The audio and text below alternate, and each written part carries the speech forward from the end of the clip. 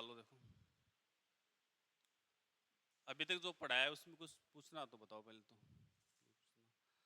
कल लास्ट में क्या पढ़ा था अपन ने? कल लास्ट में कौन सी क्या पढ़ी थी लास्ट में? भाज्य संख्या पढ़ी थी क्या? जाते टाइम क्या पढ़ा था अपन ने?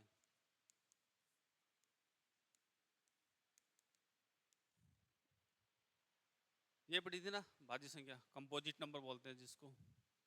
तो किस किस को पता है भाज्य संख्या क्या होती है? पता है क्या? आप तो थे ना कल क्लास में पीछे। हाँ, आपको पता है क्या भाज्य संख्या? बताओ एक बार। देखो हाँ तो अच्छा, जिन संख्या में, हाँ ये भी सही है आपकी बात। तो ये तो कल लिखवा दिया था क्या आपको लास्ट में? ये संख्या लिखवा दी थी क्या? देखो लिखवा दी तो ठीक है, ये नहीं लिखवाई तो दोबारा लिख लो। देखो लिख लो, जिन संख्याओं में,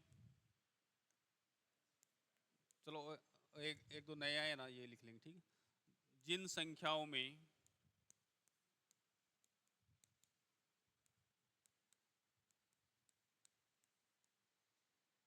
एक तथा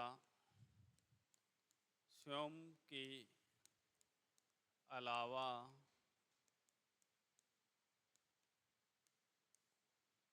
कम से कम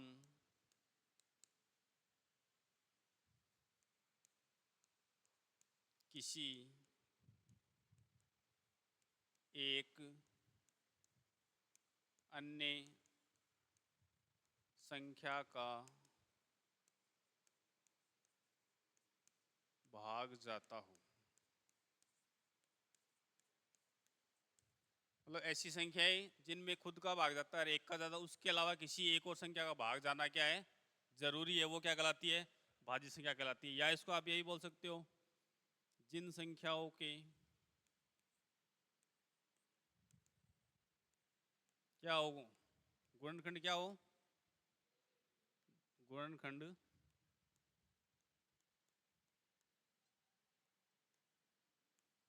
दो से अधिक हो, वो भी क्या कहलाती है? भाज्य संख्या कहलाती है। शुरू कहाँ से होती है? चार से होती है। चार, छः, आठ, नौ, 10, 12, 14, 15, 16, 18, इस प्रकार से आगे चलते जाएगी। लेकिन ये जरूरी नहीं है कि इनमें गैप क्या हो, समान रहे। आप बोर्ड पे देखो भी, पीछे बातें मत करो, आप बोर्ड पे देखो, बोर्ड पे देखो, बातें मत करो आप। इसको लिखो, देखो 3 लाइन ये लिखो। जिनकी लिखी हुई है उनको लिखने की जरूरत है नहीं, और जिसका नहीं लिखी है वो लिखो। देखो जो कल नहीं थे यहाँ क्लास में वो लिख लो। देखो पहले से लिखी हुई है वो अलग बात है, मैं जो पढ़ाऊंगा वो आपको लिखना पड़ेगा यहाँ पे। देखो क्योंकि पहले से तो आपके पास बुक्स भी है और भी पढ़ा हुआ है, फिर भी आप क्लास में, मतलब यहाँ बैठ रहे हो, टाइम तो आपका खराब हो ही रहा है ना, तो फिर लिखना तो पड़ेगा ही।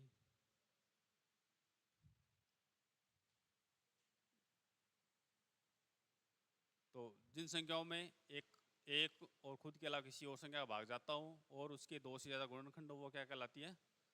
भाज्य संख्या कहलाती है। इसको लिखो, देखो फिर आगे बताते हैं।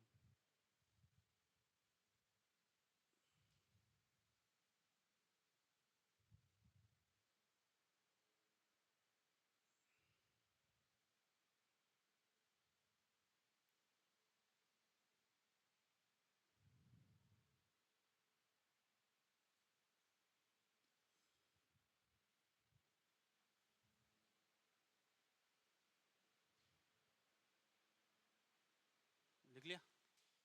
फिर देखो यहाँ से क्वेश्चन क्या पूछे जाते हैं अपने पास। देखो क्वेश्चन पहला ये पूछा जाता है कि सबसे छोटी भाज्य संख्या, तो सबसे छोटी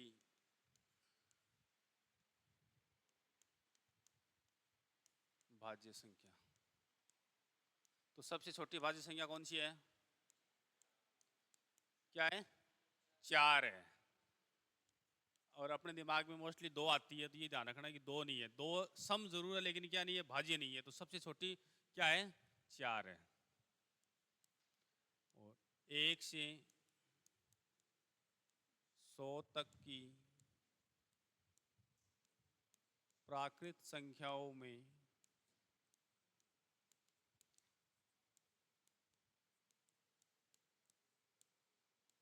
कुल कितनी होती है? कल बताई थी ना, कितनी भाज्य संख्या होती? 74। कुल 74 भाज्य संख्याएं होती है। यहाँ नोट करके आप लिखो। कल आपको ये बताया था कि एक न तो भाज्य होती है, नहीं अभाज्य होती है। एक न तो भाज्य संख्या होती है और न ही अभाज्य संख्या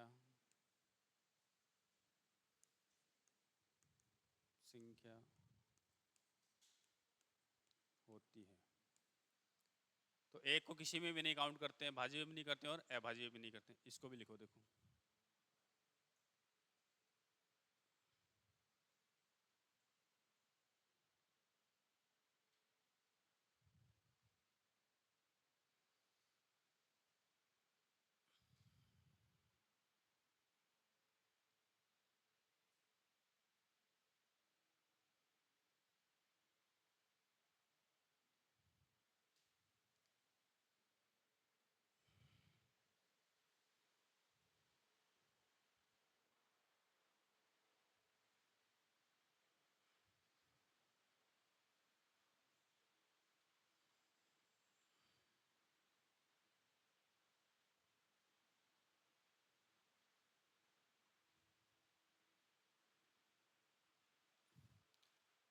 पीछे लिख लिया क्या?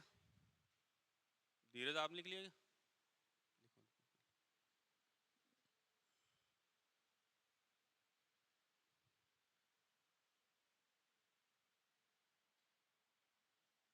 लिखो।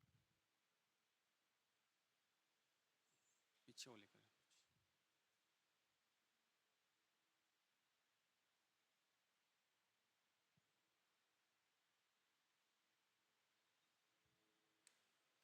उसके बाद में नेक्स्ट नंबर कौन सा अपना?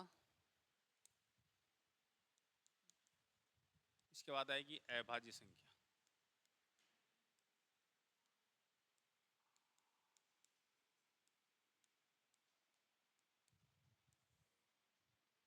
देखो, प्राइम नंबर्स बोलते हैं जिनको, ठीक है। तो अभाज्य संख्या कौन सी होती है? हाँ, मतलब जिन संख्याओं में एक का और खुद का ही भाग जाता है वो क्या होती है? अभाज्य संख्या होती है। या अपन का जिनके क्या नहीं होते हैं, गुणनखंड फैक्टर्स पॉसिबल नहीं है, वो क्या होती है? अभाज्य संख्या होती है।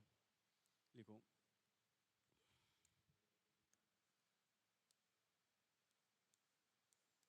जिन संख्याओं में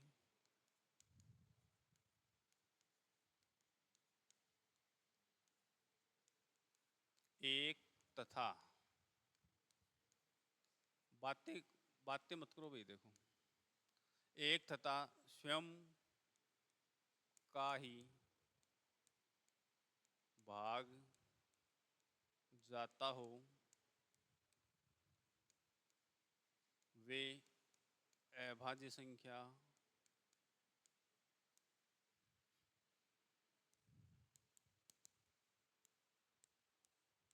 कहलाती है।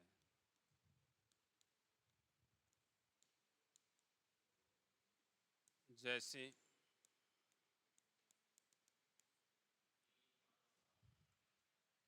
3, 5, 7, 11, 13, 17, 19, 23, 29, 31, 37, इस प्रकार से आप भाग दे के देख सकते हो कि ऐसी संख्या है जिनमें एक का भाग जाता है और खुद का ही भाग जाता है, वो क्या कहलाती है?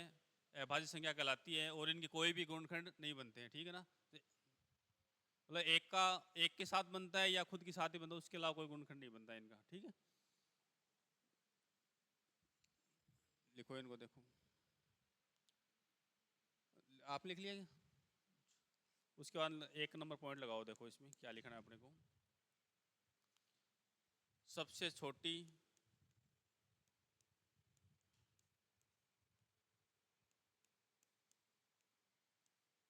इसमें दो आएगा नहीं आएगा बताओ? दो लिखा ही नहीं अपन ने।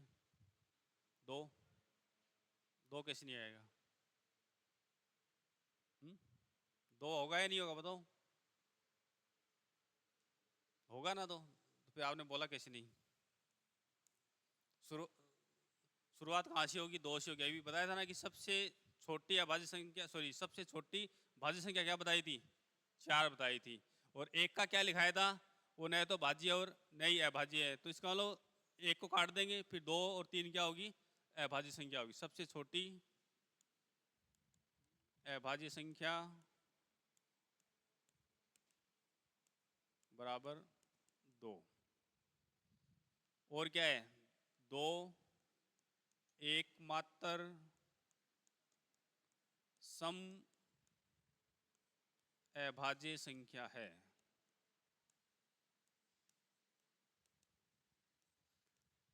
अब 2 के अलावा जितनी भी अभाज्य संख्या है वो सभी क्या है? विषम संख्या है। चेक कर सकते हो आप, 3, 5, 7, 11, 13 सभी क्या है? विषम है। 2 ही एकमात्र ऐसी अभाज्य संख्या है जो क्या है? सम भी है साथ में, बाकी सभी क्या है? विषम है।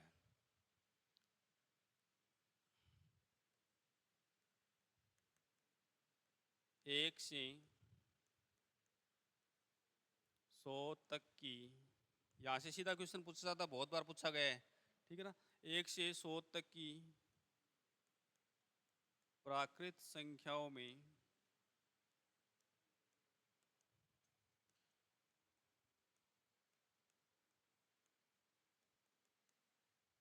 कुल कितनी होती है? 25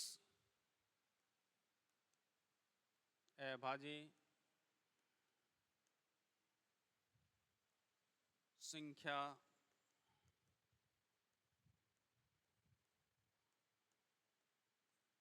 होती है। यदि 1 से लेकर अपन 100 तक संख्या बोलते हैं प्राकृत संख्या, तो उनमें कुल कितनी होती है? 25 अभाज्य संख्या होती है।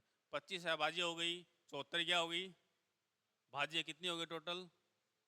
99 हो गई ना, 99। और एक को अपने क्या बताया? नया तो भाज्य और नहीं अभाज्य, इस प्रकार से कुल कितनी हो गई? 100 हो गई। लिखो इनको, देखो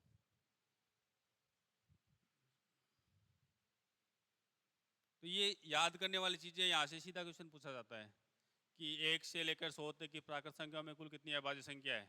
भाज्य का तो बहुत कम पूछा जाता है, इसका मोस्टली पूछा जाता है अभाज्य का ही। बताऊं क्या आगे? फिर इसमें देखो, 1 से जो 75 तक की संख्या है, अब शॉर्ट में लिखा रहा हूँ, ठीक है ना, क्यों लैंग्वेज वही है बाकी, कि 1 से लेकर 75 तक की प्राकृत संख्या में कुल अभाज्य संख्या कितनी होगी? 1 से 75 में कितनी होगी? किसको पता है क्या? किसी को पता? 21। क्या होगी? 21। और 1 से 50?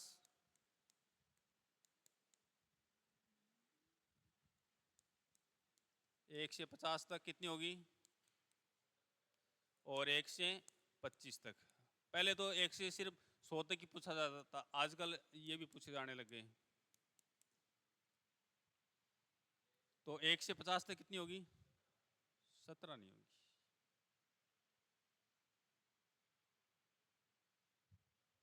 15 होगी। कितनी होगी? 15 होगी। 1 से 50 तक में कितनी होगी? 15 होगी। और 1 से 25 तक में,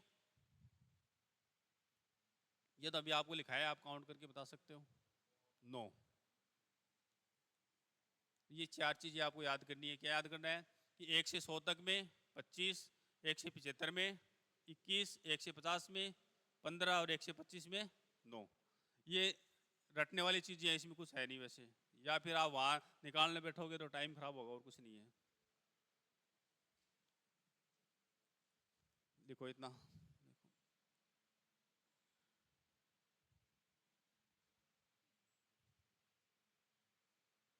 पीछे वाला।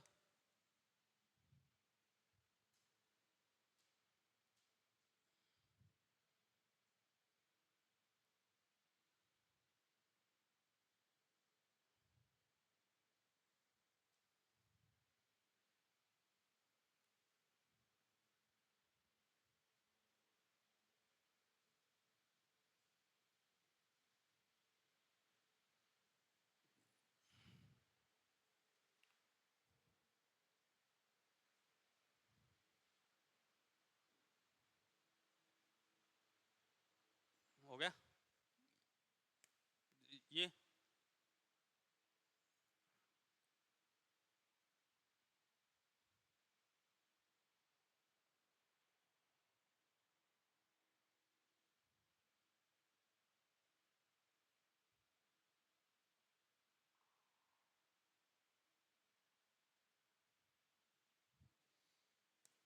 उसके बाद देखो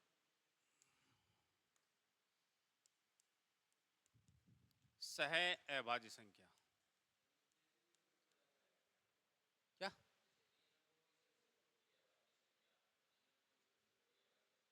ऐसा नहीं पूछता, वो तो बोर्ड के टिपिकल हो जाता। सीजीएल में ये तो बहुत कम पूछे जाते हैं, तो वो तो आपको फिर याद ही करना पड़ेगा, वो तो कोई ट्रिक तो है नहीं उनकी। हाँ ट्रिक नहीं है। सह अभाज्य संख्याएं, को प्राइम नंबर्स।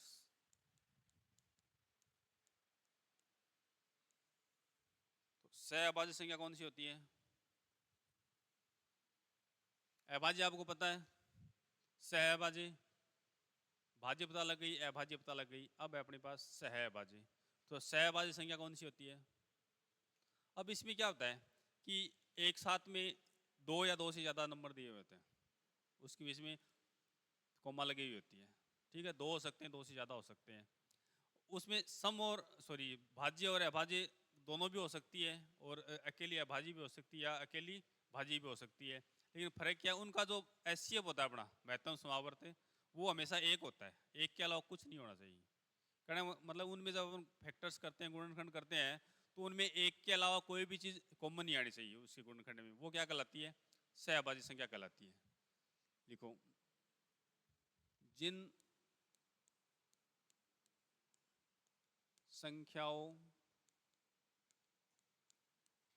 संख्या का मतलब यहाँ प्राकृत संख्या है जिसमें भाज्य भी और अभाज्य भी, ठीक है। जिन संख्याओं का मैसे बोल देते हैं या अपन एचसीएफ बोल देते हैं, एक हो वे सह अभाज्य संख्या कहलाती है। क्या है कि जिन संख्याओं का एचसीएफ क्या होता है? एक होता है। या ये बोल सकते हैं कि जिनका गुणनखंड करने पे उनमें कॉमन क्या है? एक आए, तो वो क्या होती है? सहअभाज्य संख्या होती है। जैसे हाँ 5 और 8 भी ले सकते हो, 2 और 3 भी ले सकते हो।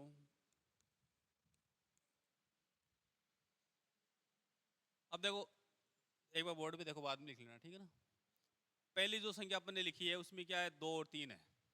2 कैसी संख्या है? भाज्य है, अभाज्य? हाँ अभाज्य। 3 बोले यहाँ पे जो दोनों संख्या है वो दोनों क्या है? अभाज्य है। लेकिन इनके जब अपन गुणनखंड करते हैं, गुणनखंड अपन ऐसे करते हैं ना, 2 इंटू 1, 2 हो गया। 3 का करेंगे तो 3 इंटू 1। अब इनमें देखो एक के अलावा कोई संख्या कॉमन आ रही है क्या? तो बोले इनका एचसीएफ क्या होगा? एचसीएफ पता है क्या सभी को? लो, ऐसी संख्या जो दी गई सभी संख्याओं में क्या हो, कॉमन हो, वो क्या कहलाती है? उनका एचसीएफ कहलाती है। तो इन दोनों में एचसीएफ क्या आ रहा है? एक आ रहा है। तो ये आपको ये पूछा जाए कि 2 और 3 सहअभाज्य संख्या है क्या? तो ये क्या है? सहअभाज्य संख्या है। अब यहाँ देखो 5, 5 का फैक्टर क्या होगा? 5 इंटू 1। 8 का हाँ 1 इंटू 2 इंटू 4, नहीं 2 इंटू 2। फैक्टर का मतलब होता है अभाज्य संख्याओं में लिखना। हाँ उसको भी करना पड़ेगा अपने को। फैक्टर किसको नहीं करने आते हैं? शर्माने कोई बात नहीं, यदि नहीं आता है तो मैं यहाँ सिखा दूंगा आपको। यदि किसी को गुणनखंड नहीं करने आते हैं तो आपको नहीं आते क्या? देखो तो पहले पहले आपको गुणनखंड बताते हैं। देखो गुणनखंड का मतलब होता है उनमें भाग देना। भाग भी हमेशा किसका देना है? अभाज्य संख्याओं का देना है, अभाज्य संख्याओं का। और शुरुआत कहाँ से करनी है? 2 से करनी है, क्योंकि सबसे छोटी अभाज्य संख्या क्या होती है? 2 होती है। इसका दिया 2 का भाग 8 में कितनी बार जाएगा? 1 कैसे करोगे आप? हाँ 4 बार जाएगा, 4 बार। फिर जब तक 2 का जाए अपने को 2 का देना है। 2 बार गया। अब 2 में 2 का 1 और 1 में 1 का जाता है। अब 1 का देने की जरूरत नहीं है, ठीक है। तो ये यहाँ जो संख्या आती है ना उसको अपन गुणा में लिख देते हैं। ये इसके क्या हो गए? फैक्टर हो गए। अब बताओ किसी को दिक्कत है तो? 2 का नहीं जाए फिर अपने को 3 का ट्राई करना है।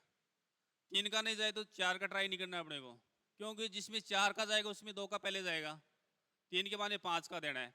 5 का नहीं जाए तो 7 का देना है। 7 का नहीं जाए तो 9 10 का नहीं देना है, 11 का देना है। 11 का नहीं जाए तो 13 का देना है। इस प्रकार से देना है अपने को। अब देखो इन दोनों में एक ही कॉमन आ रहा है ना, इसके अलावा कोई संख्या आ रही है क्या? नहीं आ रही। तो ये संख्या भी क्या है? सहअभाज्य संख्या है। उसके बाद अपन संख्या लिखते हैं। देखो 4 और 9, 4 और 9 है, इसकी आप फैक्टर करके देखो सहअभाज्य संख्या है या नहीं है। अब अपने ये पता है कि ये भी भाज्य है, ये भी भाज्य है, लेकिन अपने को ये करने के लिए अपने को फैक्टर करने पड़ेंगे कि सहअभाज्य है या नहीं है। सहअभाज्य में दोनों संख्या आती है, भाज्य भी आती है और अभाज्य भी आती है। सिर्फ अभाज्य भी आ सकती है, सिर्फ भाज्य भी आ सकती है।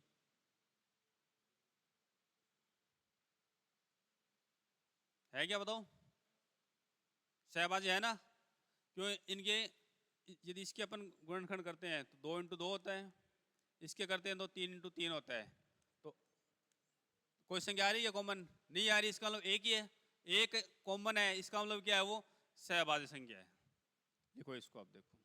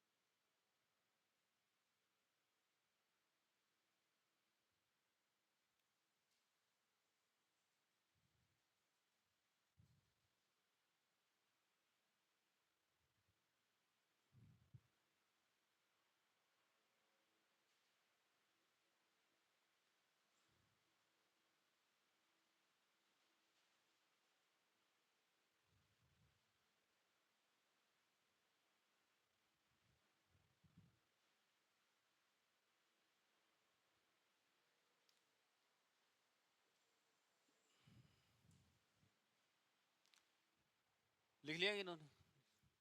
देखो फिर अब देखो अपन संख्या लिखते हैं। 2 5 और 9, 2 से ज़्यादा भी हो सकती है संख्या, ठीक है। तो ये सहअभाज्य है या नहीं है? है ना सहअभाज्य।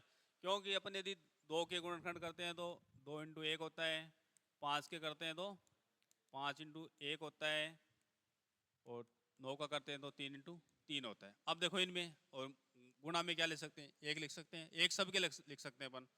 तो अब देखो यहाँ पे सब में क्या आ रहा है? एक ही कॉमन आ रहा है। एक ही आ रहा है, इसका मतलब क्या है? ये सहअभाज्य संख्या है।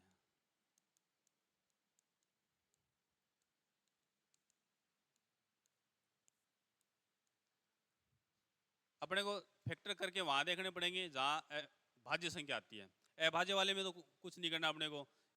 अभाज्य सीधी है, मान लो यहाँ पे लिख दिया अपन ने 2 3 5। ये तो अपने पता है कि अभाज्य तो पहले से क्या आती है, उनमें किसी का भाग नहीं जाता है। तो अभाज्य तो हमेशा अपने को फैक्टर करने की देखने की जरूरत ही नहीं है। वो क्या होती है? सीधी सहअभाज्य संख्या होती है। जहाँ क्या होता है? साथ में भाज्य संख्या होती है, वहां अपने को फैक्टर करके देखना जरूरी होता है, ठीक है। ये लिखना चाहो तो लिख लो। देखो ये भी लिख लो, 3 का एक उदाहरण लिख लो, ठीक है। तो पहले वाले जो लिखाए थे वो 2 के लिखाए थे, 2 संख्याओं के ही।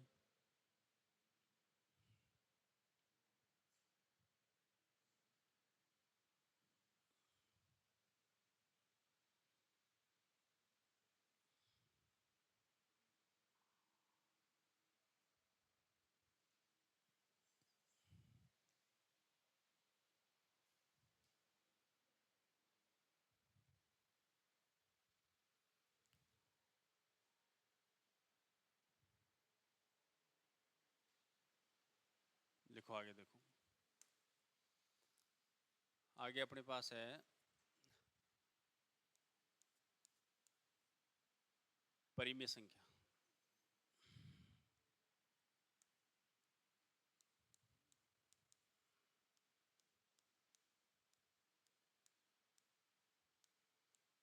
परिमेय संख्या क्या बोलते हैं अपन? रेशनल नंबर्स बोलते हैं, ठीक है।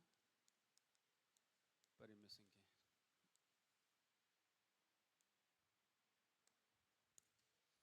अब तो परिमेय संख्या का किसको पता है क्या किसी को पता? किसी को नहीं पता? क्या हो? अंतर दो, वो तो सम और विषम होती है। अंतर दो तो किन में होता है? अभाज्य में नहीं है। नहीं नहीं, देखो देखो, जो संख्या भिन्न के रूप में लिखी जाती है, क्या जो संख्या भिन्न के रूप में लिखी, भिन्न मतलब फ्रैक्शन के रूप में लिखी जाती है, या इसको अपन क्या बोल सकते हैं? बट्टा बोलते हैं। बट्टा भी तो बोलते हैं, बट्टा की संख्या भी बोलते हैं। या इसको अपन क्या बोल सकते हैं? पी बटा क्यू के रूप में लिखी जाती है। हाँ, ऐसी संख्या है जिनको पी बटा क्यू के रूप में लिखी जा सकती है, जहां पी और क्यू कैसी संख्या होती है? पी और क्यू कैसी संख्या होती है? पी और क्यू इंटीजर नंबर्स होते हैं, पूर्णांक संख्याएं होती है। क्या होती है? पूर्णांक संख्याएं। लेकिन क्यू का मान कभी भी जीरो नहीं होगा। क्या नहीं होगा? क्यू का मान कभी जीरो नहीं होगा। जिन संख्याओं को पी बटा क्यू के रूप में लिख सकते हैं, जहां पी और क्यू कैसी संख्या है? पूर्णांक संख्याएं हैं, लेकिन क्यू का मान कभी भी क्या नहीं होगा? जीरो नहीं होगा। वो क्या होगी? परिमेय संख्या होगी। अब पूर्णांक संख्या कौन सी होती है? इंटीजर नंबर्स बोलते हैं जिनको, पढ़ा दिया ना आपको। इंटीजर नंबर्स कौन सी होती है? जो संख्याएं प्लस माइनस में लिखी जाती है, वो क्या होती है? पूर्णांक संख्याएं होती है। लेकिन इसने क्या बोल दिया? क्यू का मान जीरो नहीं होता। मतलब अपन जब पूर्णांक संख्या की बात करते हैं तो अपने को पता है उसमें प्लस की संख्या भी आती है, माइनस की भी आती है, और जीरो भी आता है। आता है नहीं आता है? कहना मतलब पूर्णांक संख्या में माइनस की संख्या भी आती है, प्लस की भी आती है, और जीरो भी आता है। तीनों चीज आती है। लेकिन इसने क्या बोल दिया कि क्यू का मान जीरो नहीं होगा। इसका मतलब नीचे कभी भी क्या नहीं आएगा? जीरो नहीं आएगा। क्या नहीं आएगा? जीरो नहीं आएगा। ऊपर आ सकता है क्या? हाँ, नीचे जीरो नहीं आएगा कभी भी। हाँ, परिमेय संख्या में कभी भी नीचे की साइड में जीरो नहीं आएगा। तो ऊपर ऊपर माइनस की संख्या भी आ सकती है, प्लस की भी आ सकती है, जीरो भी आ सकता है। नीचे प्लस की संख्या आ सकती है, माइनस की आ सकती है, लेकिन जीरो नहीं आएगा कभी भी। ठीक है, तो अपन क्या लिख सकते हैं? जिन संख्याओं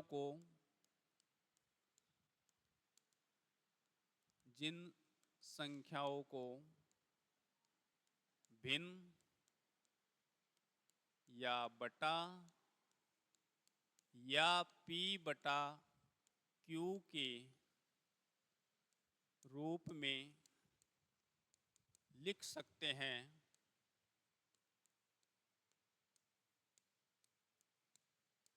जहां पी और क्यू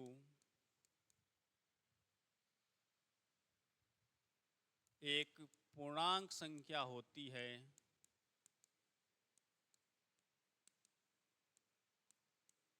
लेकिन Q not equals to zero, कि Q का मान कभी क्या नहीं होगा? जीरो नहीं होगा।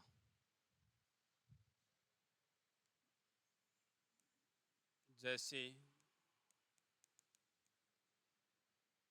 2, 5, 4, 1/2, -2/3, 0/4, 3/-4,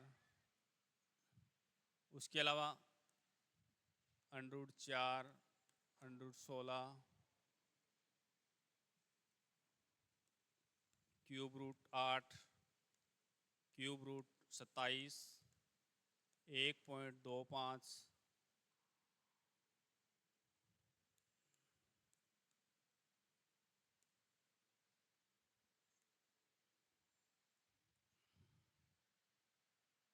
1.25, 5.50 आदि।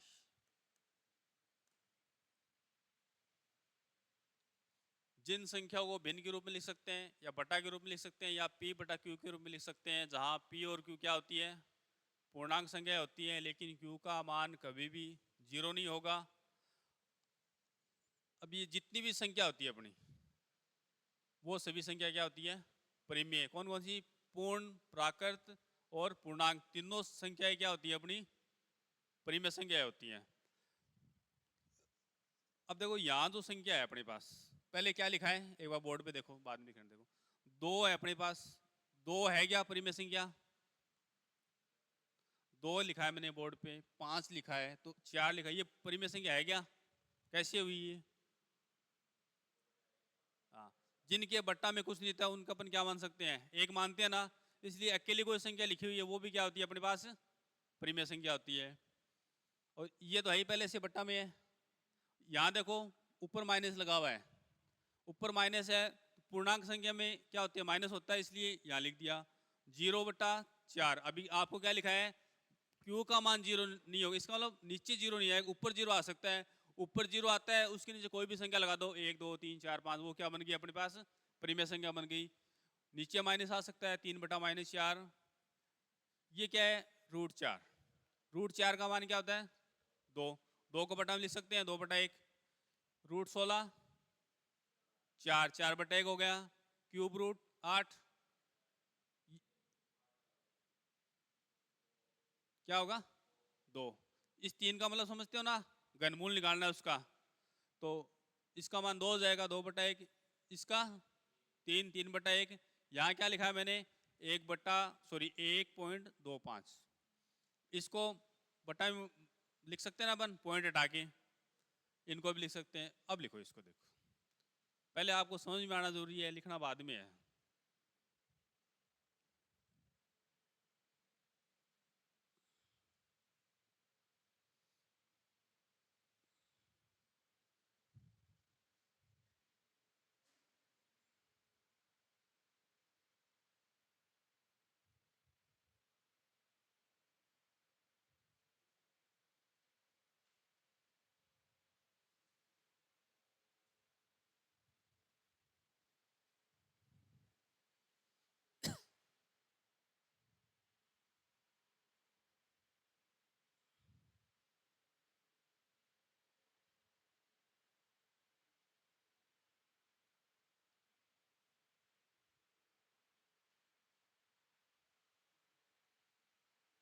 सब लिख लिया क्या, आप लिख लिया,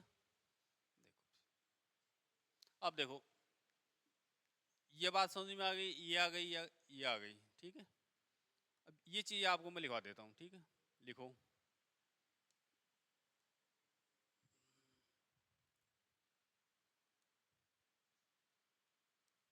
देखो सभी, एक नंबर लगा दो इसको, ठीक है, सभी प्राकृत, पूर्ण तथा पूर्णांक संख्याएं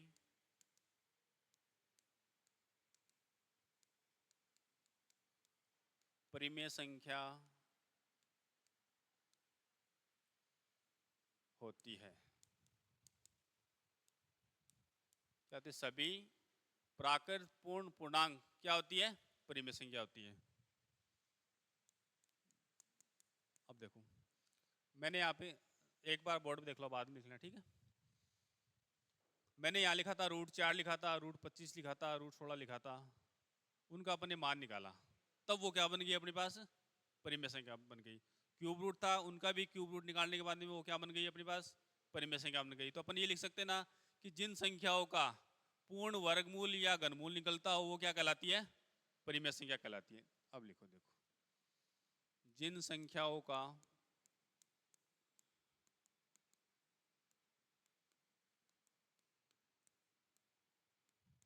पूर्ण वर्गमूल या घनमूल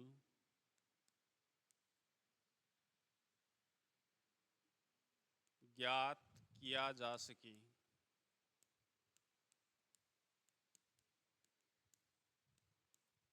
वे सभी परिमेय संख्याएं कहलाती है।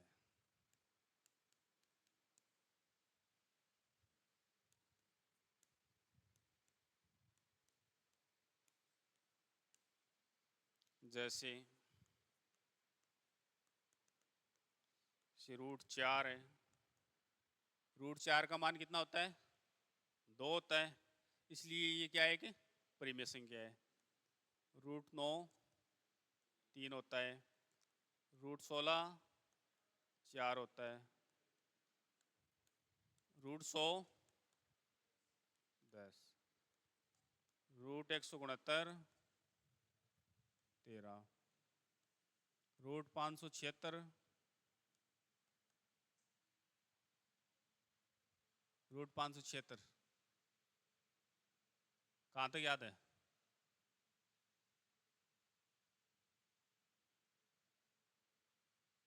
24।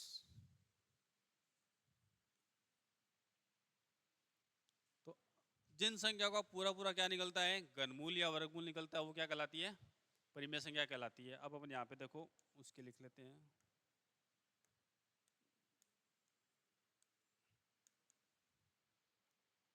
√8 इसका मान क्या होगा? क्या होगा? 2 होगा। √125 क्या होगा? 5।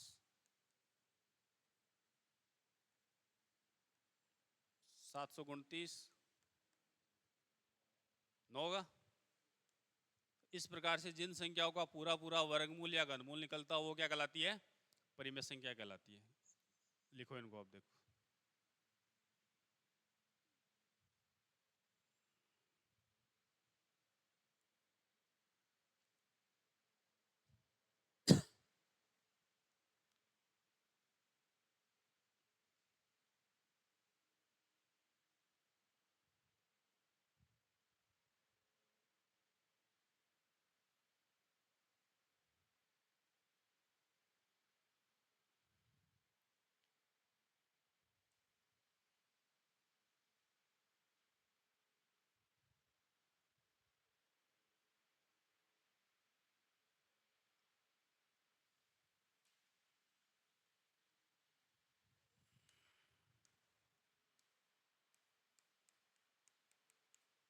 तीसरी बात पॉइंट की भी लिखी थी अपन ने, लिखी थी ना? तो मतलब जिन संख्याओं में पॉइंट अर्थात दशमलव के बाद में निश्चित अंक हो, मतलब भाग रुक जाता है, मतलब पॉइंट के बाद में भाग पूरा पूरा चला जाए, वो भी क्या कहलाती है? परिमेय संख्या कहलाती है। जिन संख्याओं में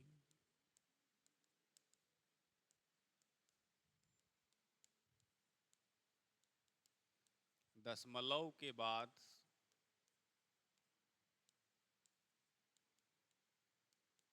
निश्चित अंक हो। अब निश्चित में ये जो एक या दो ही हो, 1 2 3 4 कितने भी हो सकते हैं, मतलब उसके बाद में भाग नहीं जाना चाहिए। बस निश्चित अंक का मतलब ये है कि जिन संख्याओं में दशमलव के बाद निश्चित अंक हो वे भी परिमेय संख्याएं कहलाती है। मतलब कोई भी पॉइंट की संख्या है और उसमें पॉइंट के बाद में भाग पूरा पूरा गया हुआ है, तो वो संख्या क्या कहलाती है? परिमेय संख्या कहलाती है। जैसे 1.25 क्या है? 1.25। इसमें देखो पॉइंट है ये, इसके बाद में 2 अंकों के बाद में भाग रुक गया अपना, तो ये 1 2.5 का पूछा जाए कि ये परिमेय क्या है? परिमेय क्या बताओगे? परिमेय है 2.50। 5.125। कितने भी हो सकते हैं, एक भी हो सकता है, दो भी हो सकता है, तीन भी हो सकता है, कितने भी अंक हो सकते हैं। तो ये सभी संख्या अपने पास क्या कहलाती है, परिमेय संख्या कहलाती है।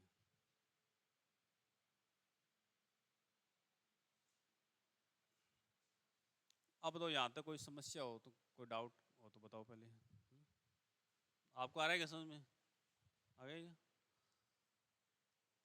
देखो उसके बाद नई संख्या तो अपन कल शुरू करेंगे, ठीक है।